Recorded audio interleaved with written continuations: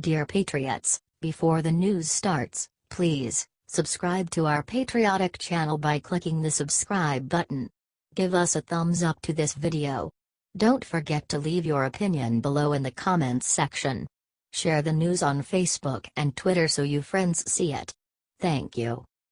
Joe Biden prepping for 2020 run against Trump. It's happening. President Joe Biden? How awful does that sound? Unfortunately, it appears Biden and his aides are prepping for a run against President Donald Trump in 2020. Here's the scoop. From Politico. Between stops on his book tour and in the ramp-up for what will be a heavy midterms campaign schedule, a tight circle of aides has been brainstorming a range of tear-up-the-playbook ideas for a White House run, according to people who've been part of the discussions or told about them. On the list, announcing his candidacy either really early or really late in the primary process so that he define the field around him or let it define itself before scrambling the field, skipping Iowa and New Hampshire and going straight to South Carolina, where he has always had a strong base of support, announcing a running mate right out of the gate and possibly picking one from outside of politics, and making a pitch that he can be a bridge not just to disaffected Democrats, but to Republicans revolting against President Donald Trump. They've also discussed an idea some donors and supporters have been pitching Biden on directly for months, kick off by announcing that he'd only run for one term. One person who's pitched the idea said Biden would try to sell voters on a reset presidency. The former vice president would pick a younger Democratic running mate and argue that he'd be the elder statesman to get the country and government back in order post-Trump and be the bridge to the next generation. In a CNN interview, Biden referred to President Trump as a joke. From Downtrend. Former Vice President Joe Biden is famous for the stupid things that come out of his mouth.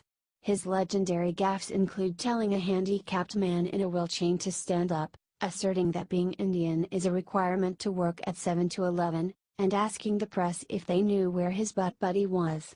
He is a laughingstock and an embarrassment to the country. He's also apparently completely delusional. In a recent interview, the punchline to every joke in Washington claimed that President Trump is a joke. As you may have heard, Donald Trump spoke to some factory workers in Ohio yesterday and made some disparaging and appropriate comments about the Democrats.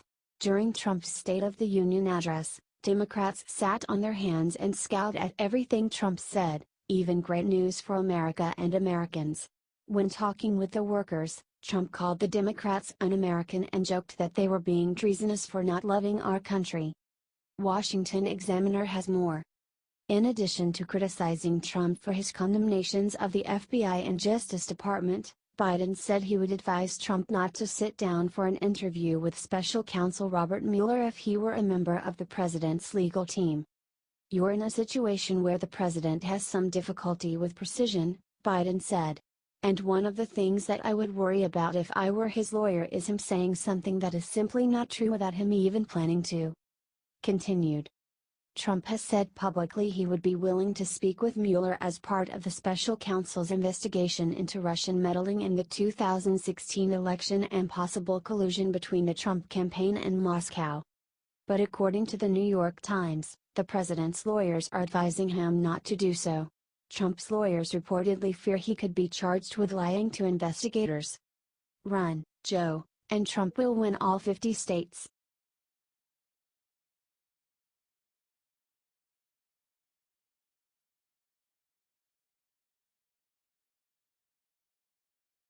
Breaking news, an armed man took 3 hostages at a California veteran's home.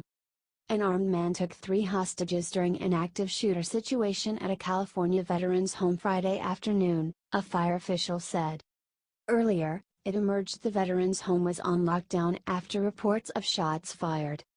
The Napa County Sheriff's Office said officers responded to the veteran's home of California in Yountville around 10:45 a.m. local time and a shelter-in-place order was issued. Between 15 to 20 shots went off at the facility, police said, according to KTVU.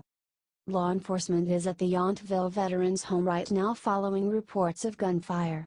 "The safety of our residents, workers and the community is our top priority," the veterans' home said in a statement on Facebook. We have activated our emergency response protocol and are cooperating with law enforcement. Further official information will be provided by law enforcement when it is confirmed. An official from the veterans' home told KFOR that it was unclear if the shots were fired from inside or outside the building. The Napa Valley Register reported an armed gunman, dressed in black with body armor, entered the building and may have taken hostages. There was no immediate information on injuries. The California Highway Patrol tweeted that they were aware of the incident and were working with officials to bring the situation to a safe conclusion. According to California Department of Veterans Affairs, the Veterans Home of California in Yountville dates back to 1884 and is considered the largest veterans home in the U.S. with more than 1,000 veterans from all wars dating back to World War II. This is a breaking news story. Please check back for more information.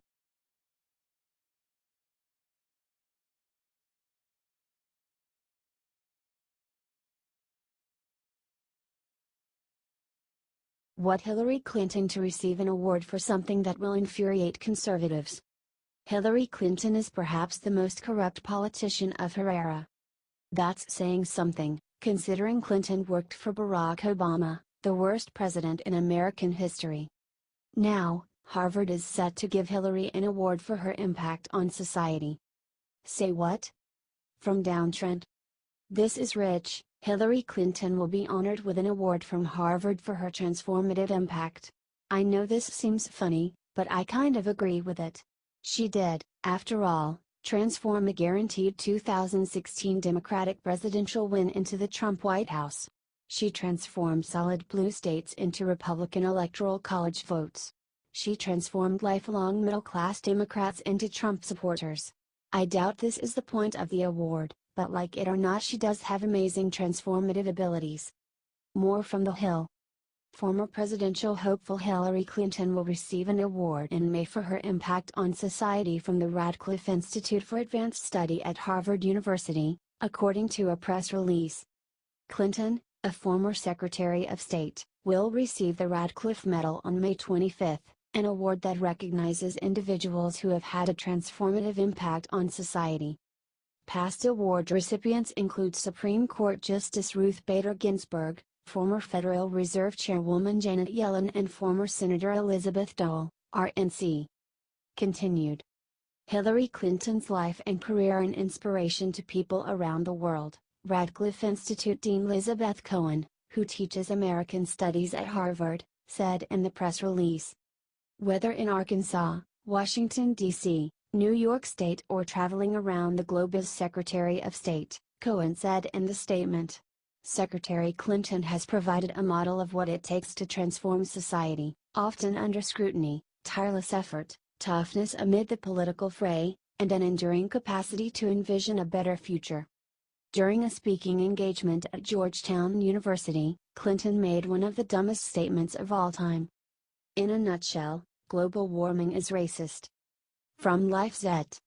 Former Secretary of State Hillary Clinton predicted Monday during a human rights event at Georgetown University that climate change will force women to bear the brunt of looking for the food, looking for the firewood, looking for the place to migrate to. Such migration won't be led by men, she maintained, but rather by women when all of the grass is finally gone as the desertification moves south and you have to keep moving your livestock or your crops are no longer growing. More from Daily Caller. So yes, women once again, will be the primarily burdened with the problems of climate change. At this same event at Georgetown University, Clinton complained of the sexism and misogyny she believed influenced Donald Trump's 2016 campaign.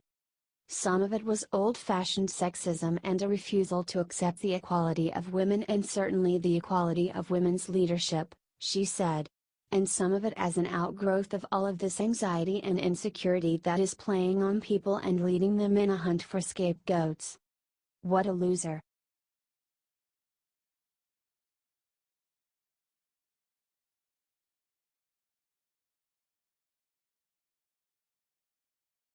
Liberal senator goes on live TV, drops Trump-Russia bombshell nobody saw coming. To this day we have zero evidence to indicate Donald Trump's presidential campaign colluded with the Russian government to take down Hillary Clinton. Zero. Zip. Nada. Nothing. And yet, the liberal mainstream media and congressional Democrats continue to spout the same old lie. Now, progressive California Senator Dianne Feinstein just went on CNN and said the one thing that will have her ostracized from her corrupt party. She said she has not seen any evidence of collusion. From Free Beacon. Have you seen any evidence that this dirt, these emails, were ever given to the Trump campaign? CNN's Jake Tapper asked. Not so far, Feinstein said. Not so far, Tapper repeated. Have you seen any communications that suggested that the Trump campaign wanted them to release them through a different means, because obviously they were ultimately released by WikiLeaks? No, I have not, Feinstein said. And there it is. Still, nothing. Time to move on, liberals. Find a new hobby already.